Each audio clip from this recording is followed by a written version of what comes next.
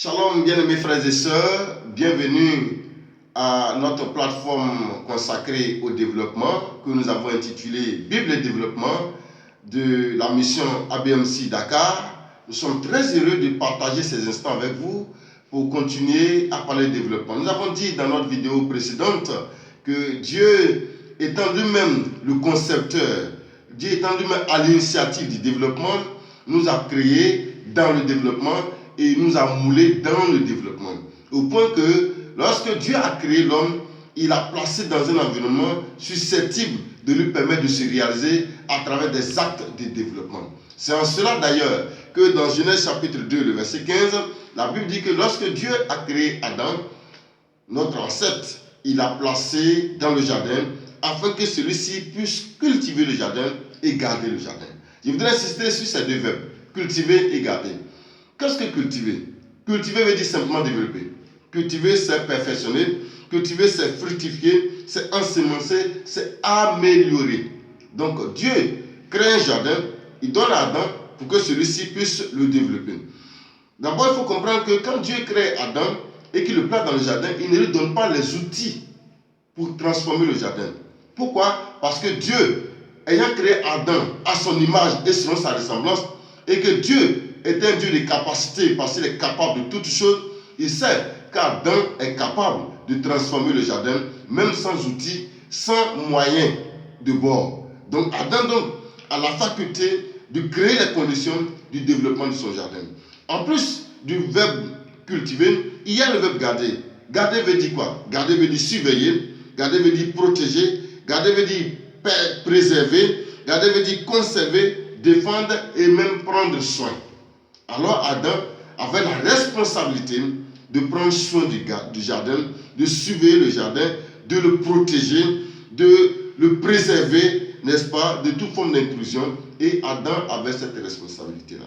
Mais quand nous regardons de près, ces deux verbes que la Bible emploie, cultiver et garder, nous renvoient à une seule expression, c'est l'expression travail.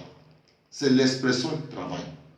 Le mot travail veut dire simplement activité qui aboutit à un résultat utile. Le travail, c'est toute activité qui aboutit à un résultat utile. Le travail également, toute activité destinée à la production de richesses matérielles et immatérielles, ou alors matérielles ou immatérielles. Donc, l'activité destinée à la production de richesses matérielles ou immatérielles. Donc, nous comprenons aisément que la notion de travail nous plonge déjà dans une atmosphère de développement, je dirais, cohérent. Nous pouvons comprendre que le travail, donc, est le fondement de tout développement. On ne peut pas parler de développement sans au préalable faire référence au travail. Et c'est pour ça qu'aujourd'hui, je voudrais partager avec vous, ou commencer avec vous, une série de réflexions sur le concept du travail. Parce que le travail, à mon sens, a 7 caractères. J'ai énuméré donc 7 caractères pour le travail. Et je voudrais commencer avec vous aujourd'hui sur le premier caractère. Le premier caractère du travail qui donc relève de la lettre T, qui est la première lettre du mot travail.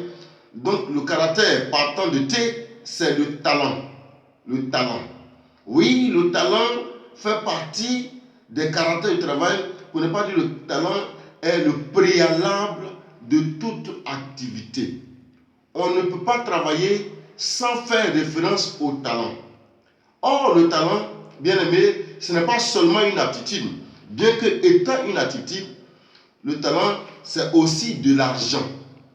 La Bible nous dit dans Matthieu 25, à partir du verset 14 jusqu'au verset 30, dans la parabole dite des talents, qu'un homme partant en voyage a remis des talents à ses serviteurs, et à l'un, il en a remis 5, à un deuxième 2 et à un troisième 1. Mais ce qui est important, c'est que la Bible dit qu'il a remis ses talents selon la capacité de chacun. Ça veut dire qu'il n'a pas remis les talents selon ses humeurs personnelles. Il n'a pas remis ses talents selon l'affinité qu'il avait avec l'un ou l'autre. Il n'a pas remis le talent selon qu'il était fâché ou il était trop content de l'un ou de l'autre. Mais il l'a remis de façon objective selon la capacité de chacun. Donc, le talent que les uns et les autres ont reçu était quelque chose de très objectif, était quelque chose de très clair. C'est selon que chacun avait déjà présenté des aptitudes, des capacités. Bien aimés frères et sœurs, chacun d'entre nous est doté d'au moins un talent. Parce qu'à ses serviteurs, chacun a reçu au moins un talent. Donc chacun d'entre nous est doté d'au moins un talent. Mais le talent que Dieu nous a donné, c'est ce qui va faire de nous notre bonheur professionnel demain. Mais ce talent, nous devons savoir l'apprécier. Nous devons pouvoir le découvrir. Nous devons pouvoir l'apprécier, l'appréhender et nous devons pouvoir le fructifier. Il se trouve qu'au moment où ce monsieur partait, on appelait ses serviteurs, n'est-ce pas, ces personnes qui avaient donc eu droit à ces talents, on les appelait des serviteurs. Mais à son retour, il leur a donné des qualificatifs. Mais ce qualificatif est consécutif au travail que les uns et les autres ont fait du talent qu'ils ont reçu. Et les deux premiers ont été qualifiés de bons et fidèles serviteurs. Et le dernier, qui lui n'avait pas fructifié son talent, a été appelé de serviteur inutile, serviteur paresseux, serviteur méchant. Bien-aimés frères et sœurs, quel qualificatif Dieu va nous donner aujourd'hui ou demain, ou lorsque le Seigneur va revenir, quel qualificatif va-t-il nous donner? Est-ce qu'il nous a placés sur cette terre pour que nous puissions cultiver notre jardin, pour que nous puissions garder notre jardin? Dieu nous a créés et nous a placés dans un environnement où nous devons fructifier tout ce qui est autour de nous. Est-ce qu'à son retour, il va nous qualifier de bons et fidèles serviteurs, ou alors il va nous qualifier de serviteurs méchants, paresseux et inutiles? Vous savez, quand quelqu'un est inutile, il est destiné à la GN parce qu'il n'a pas d'importance. Il valait mieux pour lui qu'il ne naisse pas. Quand quelqu'un est paresseux, ça veut dire qu'il est dangereux. Ça, il ne contribue pas à l'évolution, au développement. Il ne contribue pas à la vie communautaire. Et quand quelqu'un est méchant, ça veut dire qu'il est nuisible. Donc, toutes ces trois catégories de personnes sont destinées à être jetées au feu. Je pense que vous et moi, nous ne serons pas de cette catégorie. Parce que le talent que Dieu nous a donné, nous devons le fructifier. Figurez-vous que dans le Nouveau Testament, quand on parle de talent et qu'il fait référence à l'argent, parce qu'à l'époque, il y avait plusieurs monnaies comme aujourd'hui. Nous avons le dollar, le yen, nous avons le franc CFA, l'euro. À l'époque, il y avait de la monnaie, plusieurs types de monnaies telles que le sou, le drachme, le didrachme, les deniers et même le talent. Mais figurez-vous qu'un talent, selon, n'est-ce pas, les évaluations, selon les cours d'échange de 1996, un talent équivaut à 3 840 000 francs CFA. Un talent équivaut à 3 840 000 francs CFA. Ça veut dire que si tu as du talent, tu es forcément un homme riche. Et je veux que tu apprécies que tu es un homme riche.